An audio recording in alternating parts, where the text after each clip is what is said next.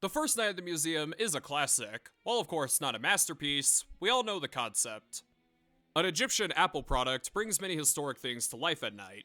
To be fair, 20th Century Fox is the same studio that picked up Star Wars when no one else would. Thank God this was greenlit when I bet no one else in Hollywood would have wanted it. Seriously, Hollywood sucks. The movie is about a wannabe inventor father trying to impress his bastard son. Gee, haven't seen any of those before. To be fair, the inventor part is new for the daddy cliche. Umbrella Corporation for my invention, the snapper. You know, you snap, lights come on, snap. Didn't they already make that? Also, take a look at who the stepdad is. Uh-oh, there he is. Hey, how are you, Larry? Ready to see me as Ant-Man in 10 years, Larry? I'm the cooler dad. Game on! Ow! Ah, that's what I want to do to him after he said this. You know, I'm Jewish and Irish. I wish I was black. Every white Jewish guy wishes he was black. You went full retard, man. Never go full retard. So he takes the job at the Museum of Natural History, a struggling museum. Isn't that every museum in the world? Hello? Shut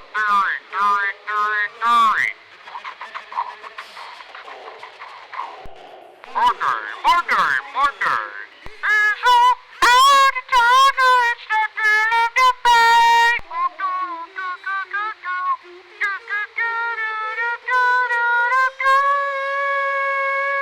Okay, I'm really sorry I can't show the whole thing, cause YouTube.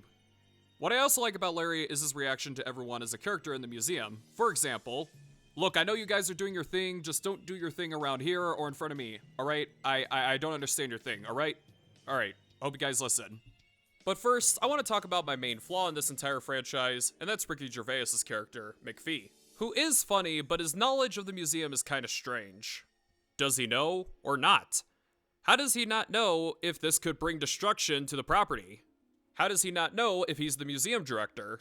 When he's scolding Larry when the exhibits were dicked around with, he doesn't accuse Larry of playing with them himself, and when the exhibits are on the news. But one thing's for sure, the folks at the Natural History Museum have really outdone them. Any explanation at all? No, got nothing. Good. I'll take your keys and your flashlight. He never says he knew or didn't know, so I've always interpreted that he did. Because clearly this happens every night. Dr. McPhee, just, can you please give me one more night? One more night. Okay, thank you. And if So then Larry is trained by these old guys, played by the amazing Dick Van Dyke, the amazing Mickey Rooney. Do you want the job or not, Snack Shack? Keep a lid on it, butterscotch! Seriously, his character is my spirit animal, and Bill Cobbs. Okay, you thought I was gonna say Bill Cosby there too, right? Who were with the museum and the living exhibits for a long time, and are also the villains. This twist works because there were hints prior, and they started off as really charming dudes. Well, except for Mickey Rooney. I also like when they get a hold of the tablet, they get the energy of young men. We felt young again. Fun fact, that was actually famous stuntman Sick Van Dyke. Sweet dreams, Cupcake! No! I'm ready! The cast of characters in the museum is amazing. There's Rexy, a dinosaur skeleton who acts like a dog. That's adorable. Is that supposed to be him hydrating? I refuse to believe otherwise. Oh, is that a physical foot I see? We have the troublemaking monkey, Dexter. He's quite a little ball of fun, aren't you? And he's not kidding. Okay, this would be fun if this was a horror movie. Hey look, piss! Now that's when I call the shotgun. You got my keys? Those are baby keys for a little baby. Looks like Uncle Larry. Pull the fast one on little Dexy, and then I'll give you a little tickle because you're a cute little baby. Well, you cry all night long about how Uncle Larry fooled you, huh? Can we all agree that Dexter is the villain of the movie? Then there's the minifigures. Jedediah and Octavius, who are rivals. One's the leader of the Old West, and the other is the leader of Rome. We're gonna blow it anyway. And a thief! Then they start becoming closer and experiment with each other's guns and swords throughout the entire franchise. Wink wink. I wish we had more of the Mayans as main characters, because that culture's my shit. So for their freedom, they reference Gulliver's Travels. Anyway, these midgets want revenge on the Night Guards for enslaving them. Year after year, one of you guards locks us up in these boxes. Well, I hereby say, sir, enough! It's not a Night Guard's job, It's a white man from our era's job to enslave. I don't know, just pay! And stop whining! Just take it like a man. Ah, now he sounds like my dad. So is that supposed to be to his eye or his nose? Hey, guys. Ow! Oh yeah, because that's considered a loud sound wave for them. Hey, Teeny, how does that sound? I don't like it. It hurts my feelings. Yep, these two are gay. I also like how they have Chinese guys in the Western place. Because it's one small step for representation. Nah, I'm just kidding, it's because of history. We may be small, but our hearts are large! Metaphorically speaking. I also like this running joke throughout each of the movies. Save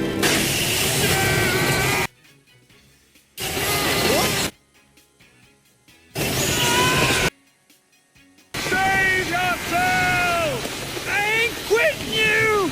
This is like that time we were hitting on the Pillow Princesses! I don't like to be manhandled. Ah, now he sounds like me. Gary! Dum-dum, you give me gum-gum. You do dum-dum, you give me gum-gum. Sorry, and my name isn't Dum Dum. My name's Larry. No, your name Dum-Dum. Oh, you're in trouble, Dum-Dum. You better run from Attila the Hun-Hun. See you later, Dum-Dum. Then there's Attila the Hun, who is the most violent in the museum.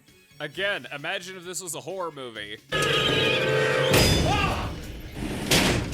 And I looked up everything to fact check, and it's true. Punala! Sinalo! Punala!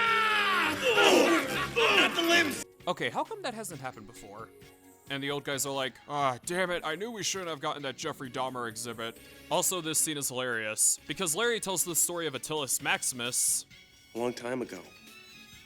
In here. Little baby. All alone in a tent. Daddy went off to pillage some town. Or go and plunder somewhere, just doing his job.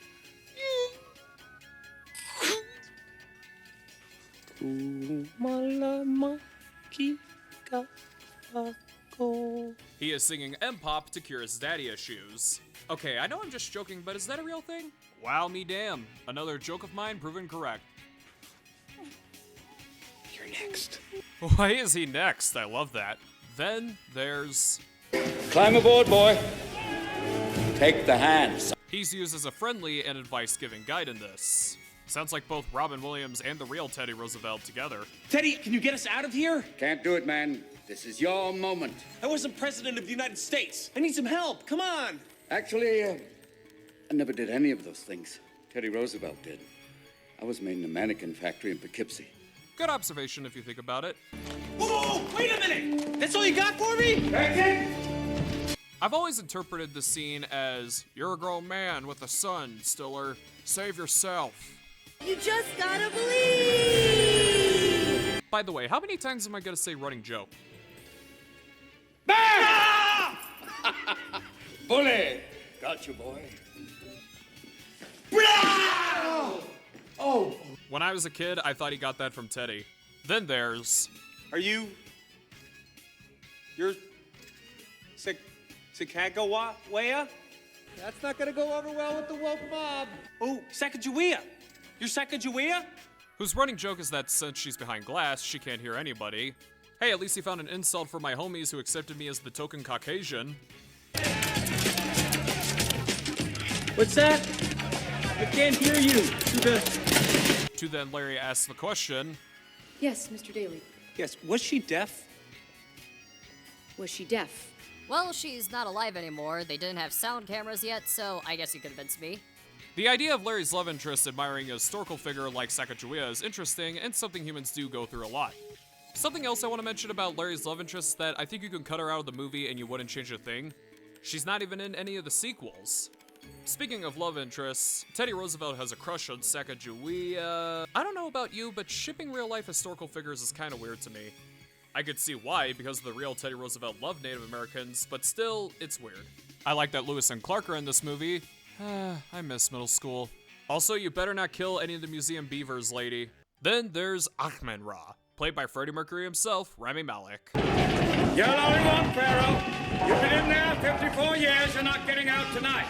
Why? You don't know if he's dangerous or not. It's not like he's Boris Karloff. Lord, please let that crossover happen. Anyway, Amun-Ra is the owner of the tablet that brings everything to life. I will say, I like how the giant Anubis statues are used as a boss battle. I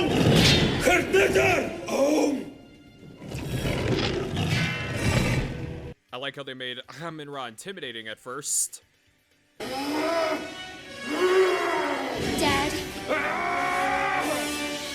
I know I already criticized Teddy for not letting him out of the sarcophagus, but I'm glad he's kept out for most of the movie because he probably would have taken screen time away from everyone else, especially since he's here for world building purposes. There's the Neanderthals, who never existed by the way. Well, they like lighters because they like new technology, so that's a plus. As for background characters, there's the Civil War guys, showing that racism means you get no face. Okay, when I was a kid, I literally thought that was throw up on his chest. Like he's panicking because he threw up on his chest. North wins. Slavery's bad. Sorry. You guys get Allman Brothers and NASCAR, so just chill. And hey, looks like racism could be redeemed, but unfortunately we can't see their inbred Confederate faces. And of course in the background, we have crazy ostriches, Eskimos, shiny Chinese lions, and the KKK. Told you racism could be redeemed. By the way, does that ammonite come alive? Thank God it doesn't. I kinda wish we had more of this exhibit, and after doing some research, that big-ass whale is part of the museum in real life. We also have a handful of scenes with Chris Columbus, the running gag being Larry doesn't remember his name. Galileo? Cortez, right? Keep in mind, the producer is named after him both first and last name. Also, the original Columbus was a hero. Bring back Columbus Day, and to quote one of the actors from this movie, I know all about stuff, like science and politics. So trust me when I tell you who you should vote for. If you don't vote the right way, that's like a hate crime. It makes me sad and angry, and I'll leave the country. And you don't want that. So then Larry finds ways to tame each of the exhibits. Maybe give seal meat to the Eskimos? Maybe tobacco for Sacagawea? Maybe mini sex toys for Jedediah and Octavius? I also like the song choice in the montage, which is choice. If the exhibits aren't inside by sunrise, they get Thanos. Although I felt nothing for this creature that never existed, I still felt emotion because this cave boy is dead, and Larry has guilt inside him for it. Speaking of songs, the ending dance party with Earth, Wind, and Fire's September. Perfect choice, perfect choice. Octopuses are scary. They are dumb, sluggy little globs with 8 arms, and they move like fucking monsters. I swear to gosh, one of them is going to rape me someday. It's gonna grab onto me, shove one of their testicles up my butt and down my throat while it tickles me with its mouth. I don't care if this is a nice one. I don't make exceptions. I will happily burn a cross just to get rid of all these things. 2 hours later. And what's even worse is that they exist. Where did they come from? Why does the devil's anus have a living incarnate? Are you sure that wasn't what gave Adam and Eve the fruit? Battle of the Smithsonian. Although I like this movie, compared to the first movie, it's hella flawed. You didn't tell them. Sometimes it's more noble to tell a small lie than deliver a painful truth. Why wouldn't you tell anyone if they're not gonna live again? These exhibits are technically grown adults. Hey, what are you two doing? Why didn't they attempt to capture Octavius? What's everyone who works at the Smithsonian gonna think of the property damage done? What is this? What is this? What is this? History is ruined! My biggest question is, why isn't Teddy in most of this movie? Was Robin busy at the time or something? But we got the Teddy Roosevelt head, where we need to give him a nose job. I won't be making this journey, Lawrence. It seems myself, Rexy, and a few of the signature exhibits will be staying here. Oh. If Amun-Ra is the brother of Amun-Ra, why isn't Amun-Ra in most of the movie? It'll be the reunion of the century. It would have made a lot of sense. The line joke goes on way too long. Okay, now let's objectify the movie. Anyway, Larry is finally an inventor and owns his own company, so he has less time to hang at the museum now. He's of course not selfish for doing this, neither is anyone who does this in real life. This is what he wanted, and I think it adds to his character and the story. Director cameo. The main plot of this movie is that the exhibits are being shipped away. I think this opening scene was much more awesome use of the music than the first movie. Anyway, since she's going somewhere she doesn't want to go, would that be considered a road of tears? Off the museum reservation, am I right? The exhibits are being shipped away for new technology, and this new technology is a hologram Robin Williams. Man, this movie was ahead of its time. What are you? The primary garbage police? It'll be fine. That laugh is me when I do a Brandon Lee joke. What the hell? Again? Oh, no, TJ. Okay, I'm on edge. But Dexter steals the tablet, most Dexter thing ever, so I think he deserves a thank you. Then the plot happens. Nick acts like the Otacon in this. Then Larry is trying to sneak through each museum.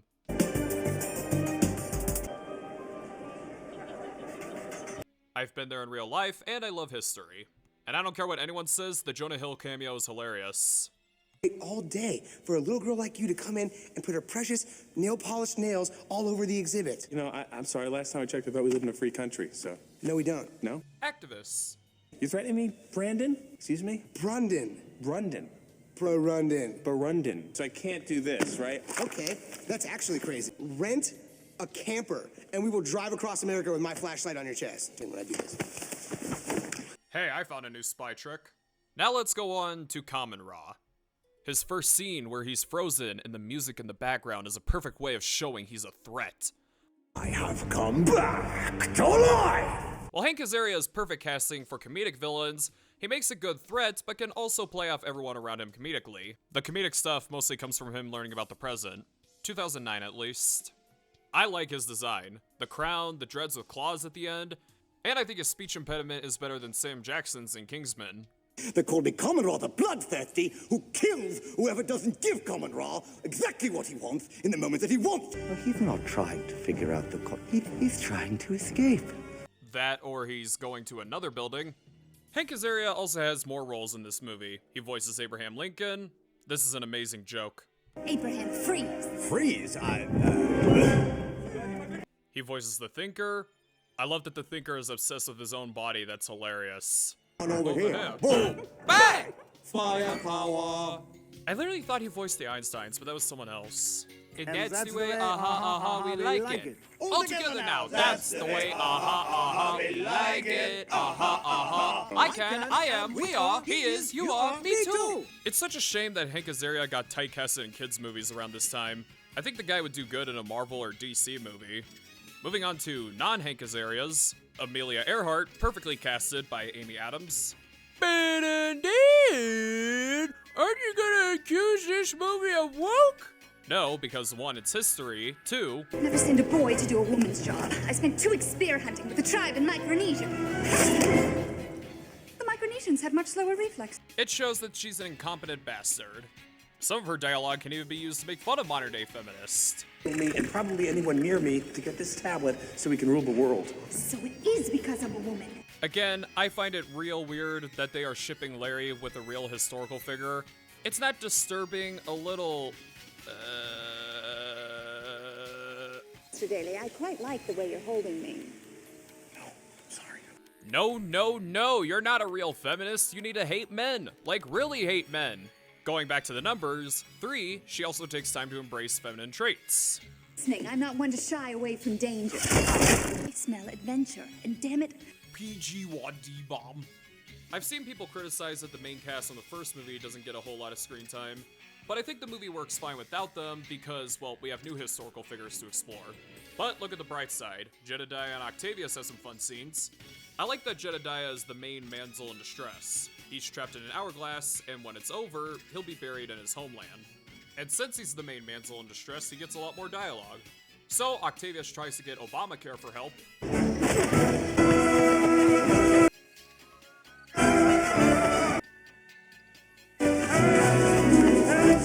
And then he befriends a squirrel. I am not enough! Are you sure you're not? Because that's what you pretend to be around Jedediah all the time. Anyway, there's a lot of new characters. We have boy band cupids. At least it's not One Direction. Look, I know Liam just died, but I wrote the script long before that happened, and I can pretend that it's 2012 whenever I want to, so yeah. Could you just fly away? There's Abel the Space Monkey. I love that he's more well-behaved than Dexter. I don't know why, but that's hilarious.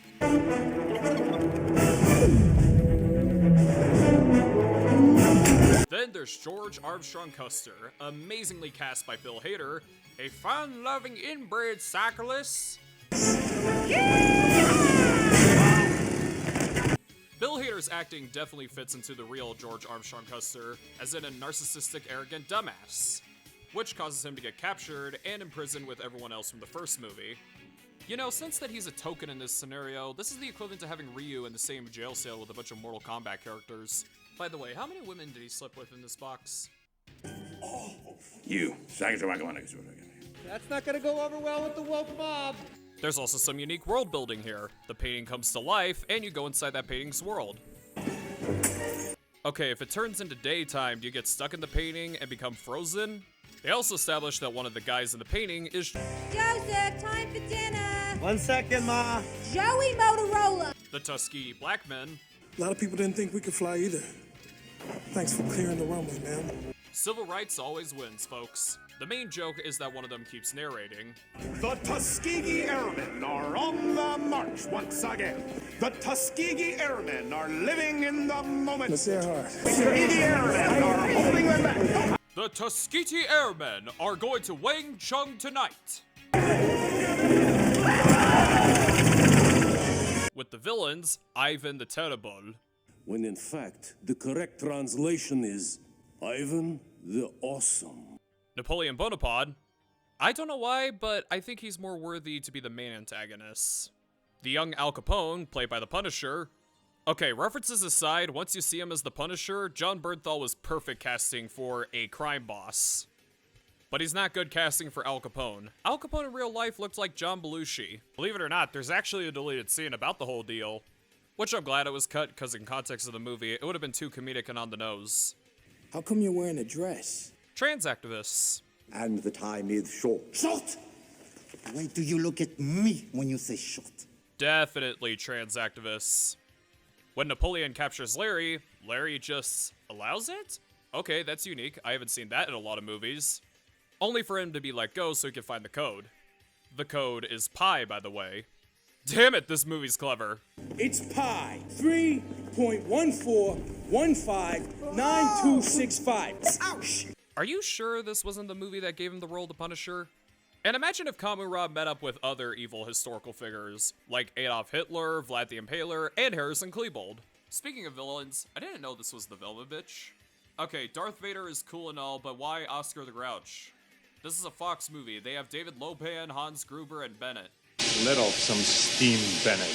Stop! And now, the climax. Seriously, the music is really good here. I can't show any of it because of YouTube. Shane Walsh kidnaps the purple Albert Einstein. Oh, why that specific color? I'm sorry, Larry. Common Ra is summoning his new minions. Seriously, the portal is well animated, with the sand and the Ra's coming to life.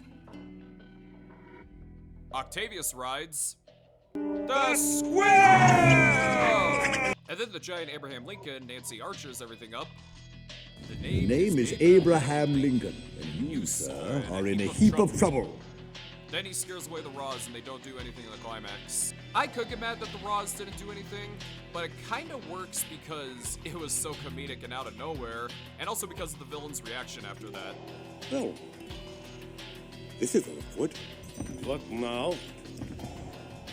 You know, I'm not quite sure. Then Lincoln says this.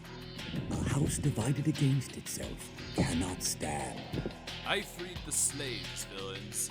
Don't fuck with me. He freed the slaves. He's like my nigga. And then... Streltsy, make him dead. Now what? We are not going to attack, right? No!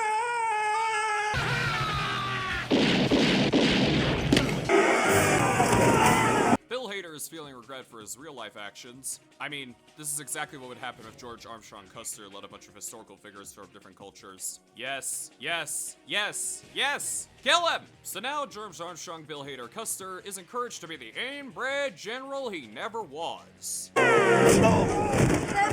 Abel and Dexter have a slapathon. You smack! You kick! You smack! You kick! Teamwork, fellas! Wonderful! Gay! Anyway, one of the Tuskegee is doing his running joke. I just kind of wish we heard what he was saying. Every time I think of a buff, naked man with one color, I think of Dr. Manhattan. No, no, no! He's supposed to die! He's supposed to be the ultimate sacrifice! He could have ended world hunger with all that calamari.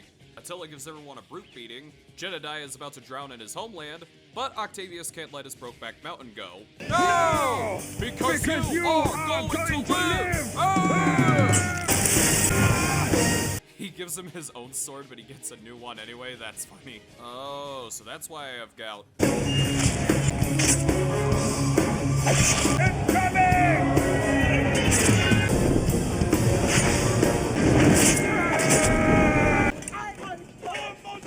As for the villains, Larry heeds what Abraham Lincoln said. Since these guys are leaders working for Common Ra, I love the idea that they didn't even notice they were working for one guy this whole time. These guys are so stupid. So they argue, who's the real leader? Just tell me who the boss is and you can have it. Hey! That'd be me. I was originally against this scene because I was like, shouldn't 3 historical figures go out awesomely? And then I discovered I'm a nitpicky dumbass. This is the joke. I mean, come on. Historical dictators are no match for Braxton Wolf. And then, we have that awesome final flashlight and Koshpesh duel between Kamun Ra and Larry. The music and the choreography. What are you? I'm the night guard. Seriously, this is one of the best final fights in any kid's movie. The Battle of the Smithsonian. Perhaps the greatest battle the world will never know. True. Just get back inside by sunrise, okay? He's not gonna come back in by sunrise, he's enjoying it too much, and I'd be a lot happier if he turns into dust. This thing is so scary. These are promising days indeed. Don't make a modern day political joke, don't make a modern day political joke, please don't make a modern day political joke, please don't, please don't, please don't. End of pronouns! Gosh darn it! Everyone comes back via Amelia's plane. I also like how Amelia Earhart knows she's gonna die, so she just accepts that she's gonna be Thanos Snap, and then just flies to the night sky until sunset arrives. Damn, it's gonna be a rain of dust and everyone's gonna get lung cancer, am I right? Again, I don't like shipping myself with real-world historical figures who are both older than me and are dead. Maybe I can make some exceptions. I don't know about you fellas, but this old cowboy just got to second base. But, oh no, anyone who's not Teddy Roosevelt or the Civil War guys can stay in the basement forever. So, they decided to reopen the museum with everyone coming to life. With a montage of Earth, Wind, and Fire's Let's Groove, I feel so bad for Rexy, because he's gonna act like an animatronic all his life now. Okay, he enjoys it, Does it do anything? Do anything? Actually, it has a magical power that brings all of the exhibits to life. Nothing, it's just for decoration. My usual interaction with children. I also like how they translated Dexter's Monkey Ease. Larry sells his company so he could be with the museum and disguise the money as special effects. Today's technology is beyond me. So lifelike. Yeah, something else. Who knows? Maybe he knows, maybe he doesn't. Who knows? Knows. Oh, bullshit! If this movie never had the flaws I mentioned earlier, this would be up there with Terminator 2 and Aliens as one of the greatest movie sequels of all time. I know, it's an extreme comparison. Even I think it is. Hey everyone, before we get to Secret of the Tomb, I like to thank this channel's first ever sponsor. I am so excited to work with them today, and that is the Museum of Natural History. Let's go, folks! This place has the most advanced animatronics in the world, and not brought to life by something which could cause resource wars like in the Middle East. For example, if you're one of those people on social media who likes to bitch about ancestors and slavery, this is the place where you can finally get your revenge, and not on social media where you do absolutely nothing. We got dinosaurs that are so lifelike. I think some people have died, but hey, it's so lifelike. The sound waves, my nipples are hard. You can even shrink yourself and become part of the tribe of your choice, just like the movie Downsizing. Wait, what? They cannot do that. Well, fuck it, I need people to go so I can get paid. You can even face off your biggest fears, and maybe shit yourself and die of a heart attack because you're so scared. Heck, some of history's greatest landmarks and architectures have crazy personalities. What? You're gonna go off the reservation of fun here. Please, visit the Natural History Museum in New York and... Wait a minute. Oh my god. They're all malfunctioning! They're all destroying the place right now! Now this movie is the reason why this video exists. Happy 10-year anniversary to Secret of the Tomb. Shit, Smash 4 was coming out at the time. This is the only movie in the trilogy without the opening theme. Anyway, the movie opens up with the crew stupidly going to the wrong set. They were about to shoot Raiders of the Lost Ark, wrong movie. So then a bastard named CJ gets Undertaled. Okay, how come that hasn't happened yet with the workers? CJ's father, played by Cal Chandler, comes to rescue CJ from where the tablet came from. But when the tablet gets collected, one of the local Muslims warn, the end. If anyone disturbs this tomb, Al-Maqbara, Hayyanai, the end will come. What could this mean? Ra's kidney stone that killed the dinosaurs. Green is always a bad color, especially if it comes from a human. So every exhibit goes crazy, and if the tablet is fully green, everyone will be lifeless again. Larry goes to the Harriet Tubman Library to find the original Google on the movie's lore. And I don't care what anyone says, this chick playing Candy Crush is hilarious. Get it! Get some. It turns out CJ is actually Cecil when he was a kid. Look, I know she's in love with older Cecil, but this technically confirms she's a pedophile. Does the candy van come to life too? You can talk to these guys. Well, you can't. Yeah. Because they're dead. No shit, Einstein. Anyway, the three amigos from the first movie returned, and they're all redeemed. Cecil explains more lore about the tablet, and he is pretty much Dick Van Dyke in real life. Still dancing, just like when he was in Mary Poppins. Gus still thinks the third act from the first movie is still going on. It's been 8 years, let it go, sir. What are you here to frame us again? Send us back to the slammer? Also, R.I.P. Mickey Rooney and Bill Cobbs. Okay, I didn't frame you. You were actually stealing, and I was the one who got you out of jail, so... I like that detail. The event that starts the plot is everyone is preparing for a new show. Tonight gonna be fun. Here come Dum Dum. Hey, all limbered up, looking good. I like the tie. Got kind of a Chippendales thing going on. Ha! Adult jokes. Jay and Octavius are watching cat videos. Octo Daddy? Yeah, he's gay. I also like this kid's midget device. Time for this. You gave it a Texas hell yeah. Hey, and the museum board was nice enough to make a Niagara Fall themed around Larry. So La, short for Larry, thinks Larry is his dad. Dum Dum's got a new son. Look at the ostrich. He's like, fuck this shit, I'm out. I'll leave you guys alone. La is part of the trope of one actor playing two characters, and I do have a soft spot for those kind of movies. Except for The Acolyte. Stay. No. Stay. La, if you continue to annoy me, I'm gonna give you the same fate as the Neanderthal before you from the first movie. Nope. Good. He eats packing peanuts. He, of course, copies Larry. I like that he uses bow in the same way Larry uses his flashlight. Don't leave his fucking bow behind, that's his weapon. He starts off as stupid, and then becomes less stupid as the movie goes on. Head. Person that he's meant to be. Stay. That's right, just make sure she stays in there. Stay. Good. Go. As for the constellation event... Whoa. Dexter does some Chippendailing. Oh great, CGI. But I kinda give it a pass because they do a really good job with Dexter's face in the CGI department. It's like Crystal the Monkey's face was the only thing not CGI. Teddy Roosevelt becomes a killer Robin Williams. What? Stick to the script. I don't know you. Attila kills an ice dolphin. It's a dolphin. It's one of the most peaceful creatures on Earth, and you're like it was the Cove or something.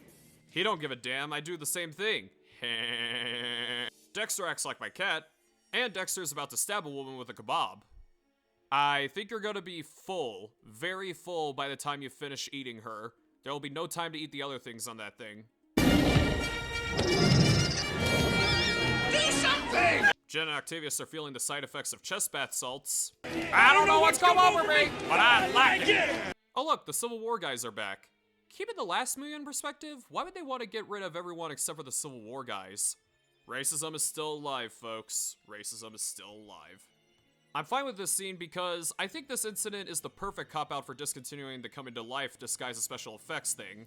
Some critics might say, what would happen to the museum now? Aren't they gonna get sued? Newsflash, dummy, they're not coming back to life by the end of the movie, and there's nothing that's gonna come to life anymore because they killed a glass harmonica dolphin. Oh, Dexter! What are you doing? Honestly, if you're gonna act like a baby, then I'll get you some diapers. You want diapers again? Wait, that happened before? And unfortunately, they confirm McPhee didn't know that the Egyptian iPad brings things to life. The reason this was a flaw of mine because this dude is the museum director. If there's any destruction, he should have either seen the museum at night or at least seen proof of the details. Which he kinda did in the first movie, but hey. Do you know that sound when you're hiding in a trash can, fearing for your life because a Tyrannosaurus Rex is using it as a hacky sack? You don't know that sound. That's the sound! That's the sound! I like that after a 1-second talk, McPhee is convinced to send Achman-Ra on the tablet to London with Larry. You're gonna mug me. What? Look, Leslie. Listen to me. I'm not gonna hurt you. I know. I'm fine with it because I would rather have that than a long-ass talk about things coming to life and convincing British accents and fuck it, anything that could turn this movie into a 3-hour finale. Director of this museum, which I still am. You in? One of this movie's themes is your offsprings growing up and what they possibly want to do in life. Nick, played this time by Skylar Gisando, isn't sure if he wants to be a DJ, or go to college, or get rid of those polka dots on his face. Might as well become a doctor helping others for that. You're gonna clean up, I'm gonna go to bed, and then we're gonna finish this conversation tomorrow. So Larry and Achman-Ra go to the British Museum where his parents are at. But first, we have to go through Rebel Wilson. She's an actress who I don't care about whatsoever, because her jokes are hit or miss in every movie she's in. Says it looks like a golden poo, like sitting on my shoulder, but I really... No. I got him, and what could he say for himself? Cool. Hey, making fun of retarded little kids is my job. Because I found your filthy twin here in the freight room! He's not my twin. Being a security guard in America, with your gun, with your silencer, with your ninja swords. What? Ah, even she's jealous of the Second Amendment. She also grows a relationship with law throughout the movie.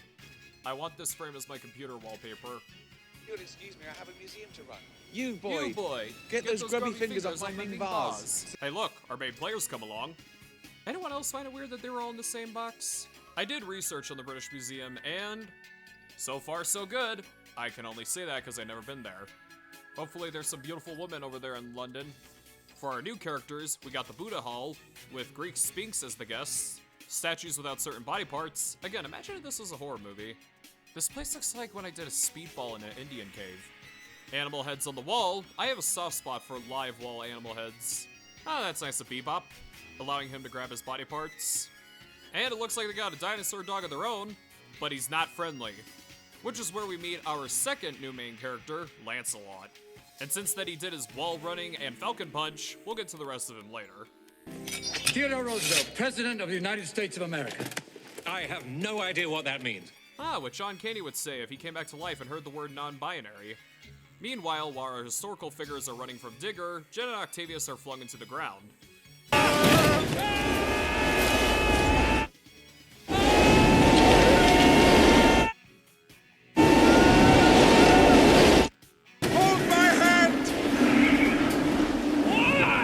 How about your wiener?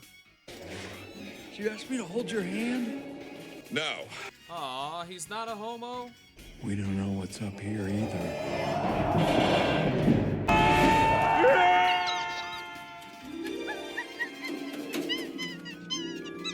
What exhibit would even be in the vent? A Kusith? Then Jen and Octavius go to Yep Wop. Yep Wop. Okay, the misspelling was pretty funny, but why would you get the M upside down and not the P? Ah, sever heads. Never take them seriously. Where in the blazes are they standing? Is it something we said? You're a cowboy, so you said the N-word.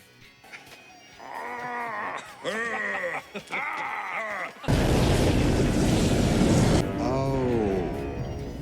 Pompeii. Is this supposed to be godly or demonly? So then, Dexter saves Jen and Octavius from Hell's Blood by...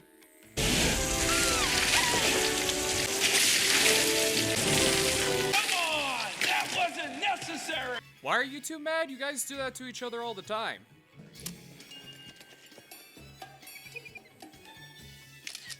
Meanwhile, our historical figures encounter a Yamata no Orochi.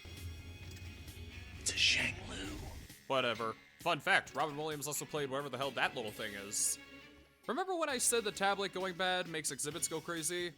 Teddy acts like in an alternate timeline, Robin Williams became president. Imagine that. The only thing we have to fear is fear itself. Sacagawea freezes. And I feel Attila was such missed potential. You could have had him act like the evil Hun he was in the first movie and maybe have him attack King Ghidorah. But instead, he acts like a woman. Ever used a blade? Only in World of Warcraft. You're about to learn. 10 times better reference than Fortnite. A fate worse than death? Neck knot. Ooh. Wait, King Ghidorah's made out of metal, so Larry's dead too. I still can't tell if he's happy or upset. Also, when the tablet is screwing up everyone, Akhman-Ra turns into Boris Karloff because he's not an exhibit, he's a corpse. I'm gonna have conversations with this thing for rimps and rimps. So, Akhman-Ra finally reunites with his parents. The Pharaoh, played by Ben Kingsley, gives the best joke in the entire trilogy. I'm half Irish, half Jewish. So. You are? I love Jews. We owned 40,000 of them. Such lovely people. Yeah. They were very happy, always singing with the candles. They weren't happy. Really? They left. They spent about 40 years in the desert trying to escape. Careful now, some folks don't believe in history. That one in black is gonna be the villain of the 4th movie. Kiss my star. Ah, the Middle East in general. Hey, respect others' cultures. I also like how everyone explains their face to the Pharaoh. Attila worships a goat, Sacagawea worships their ancestors, so who created all of them? And yes, Native Americans do have their own gods. Do you think you could fix it? To do that, I would have to divulge the secret of the tablet. I was originally against him not telling Akhman-Ra the secret much earlier, but then I put the pieces together. Tablet, they probably came back to life every night. And then filming Raiders of the Lost Ark separated them. Damn honkies. Anyway, we get a bit of world building. The tablet was made when Akhman-Ra was Nilebait. So Moon Knight's homie Khonshu grants the tablet powers to not only revive Akhman-Ra and his family, but also museum exhibits. This is probably the best shot scene in the entire trilogy. It feels like a sword epic PG-13 movie from this movie's time. So it turns green because it wasn't in the moonlight long enough. I'm fine with this because, come on, these things come alive at night. It's Khonshu's kidney stone for crying out loud. And it's a tablet, so it needs to be plugged in. Also, why wasn't there any mention of Kamen-Ra? They established in the last movie that that's his older brother and was jealous the woman he was born. So, why don't we get a little glimpse of young Kamen-Ra's rise? Heck, I saw this movie in the theater when I was 8 and even I noticed this. Now back to Lancelot. You can tell this dude was always gonna be evil because he calls Larry a retard.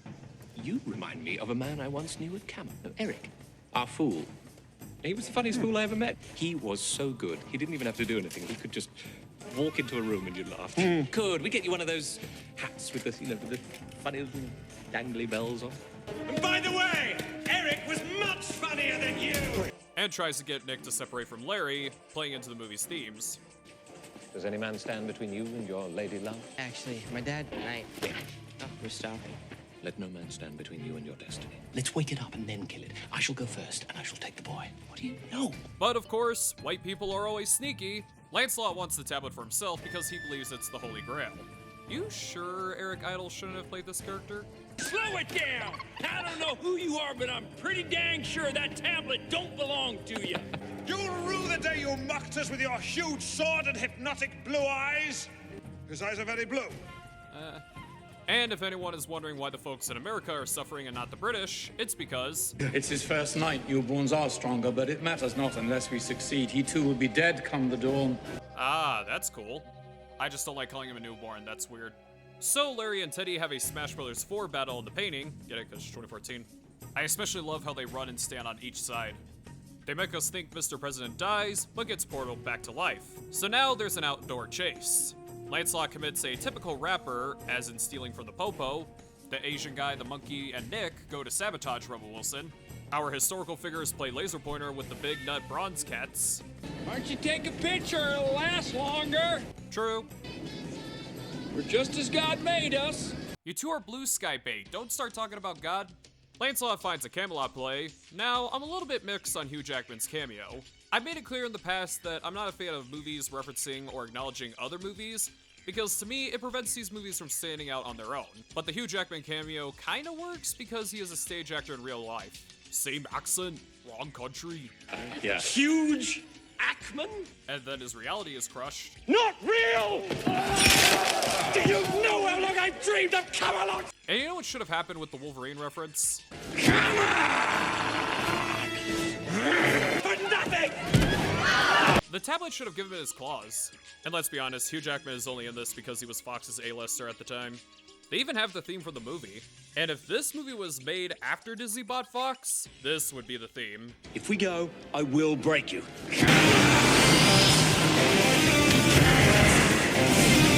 It's better with the claws in their shirt. If only women thought about that with me in real life. Just gonna say, you're the whole package, man. Thanks, buddy. He recognized you? Yeah, that was awesome. He's Jewish now.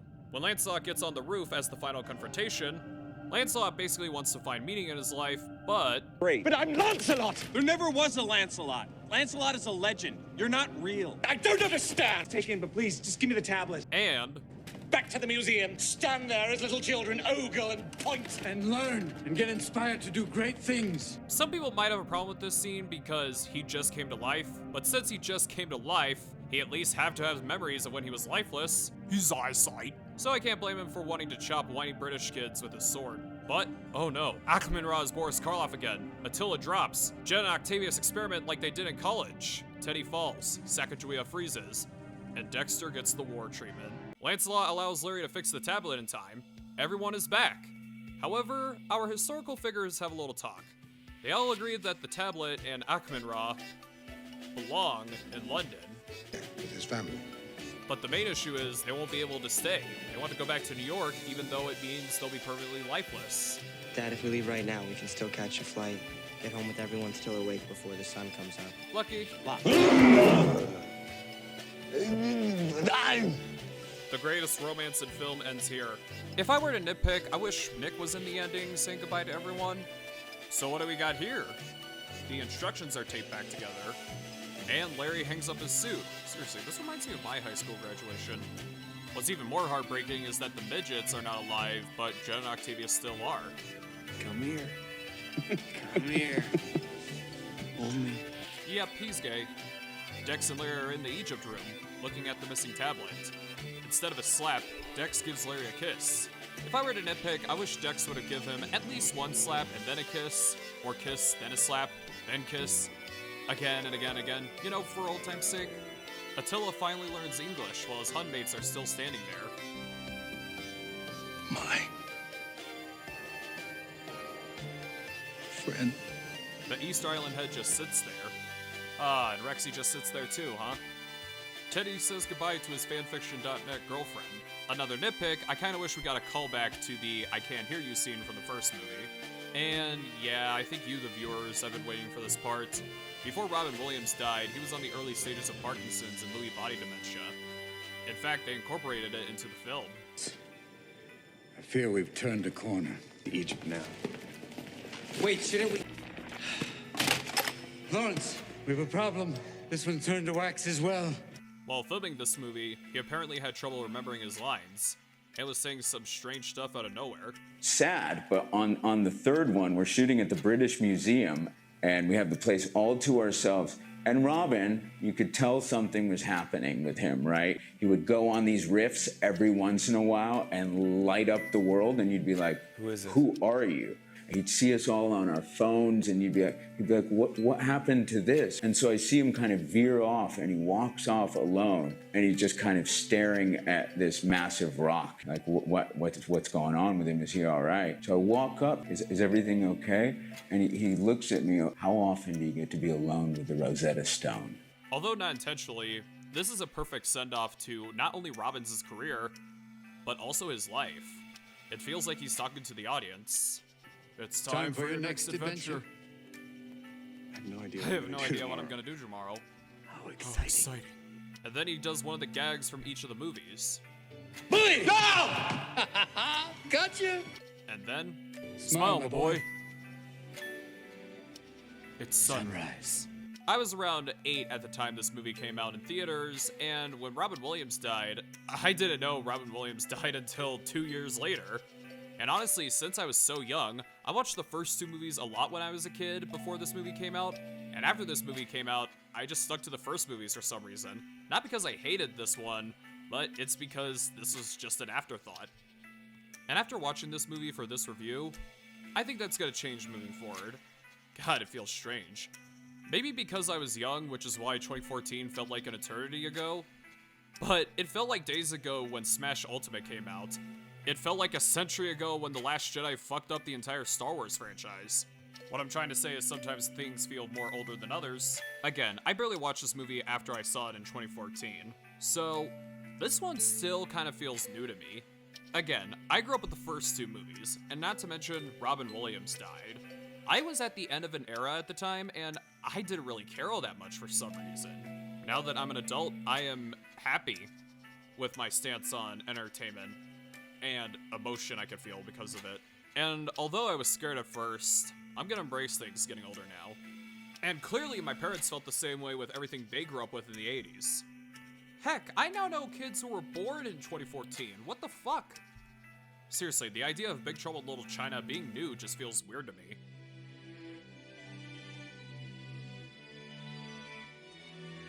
Back to the movie 3 years later. So 2017. The British Museum is doing a collaboration with New York. Do museums do that in real life, by the way? I think they do. McPhee's working at the museum again. I wonder what he was doing all those 3 years. McPhee confirms Larry is a teacher now. It makes sense because of all his years learning and experiencing history.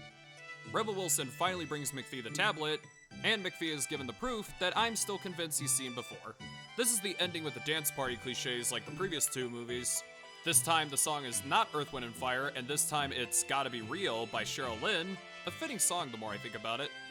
The Amish and the hairy African guy from the first movie return, but the Eskimos in Columbus are still missing. Dexter is opening the door, getting on the floor, walking to CGI. Minra is Avicii. Jen and Octavius are doing the big gay owl on a record player. Lancelot still has regret for 3 years earlier. Go ahead, have fun, dum-dum. But he's gonna get regret for 3 more years since it's 2017. Rebel Wilson finally reunites with Law, so at least Ben Stiller is still in the ending dance party. And hey, Dirty Dancing reference.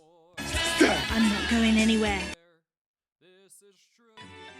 Isn't that The Republican? I'd say my main flaw with the credits is that there's a modern day pop song, which is Let's Go by both Tiesto and Icona Pop, instead of another retro Black People song. By the way, should I host an animation collab with the credits? Because I think this is the perfect scene for it. Let me know, folks. Should I host an animation collab for this? What are you doing, man?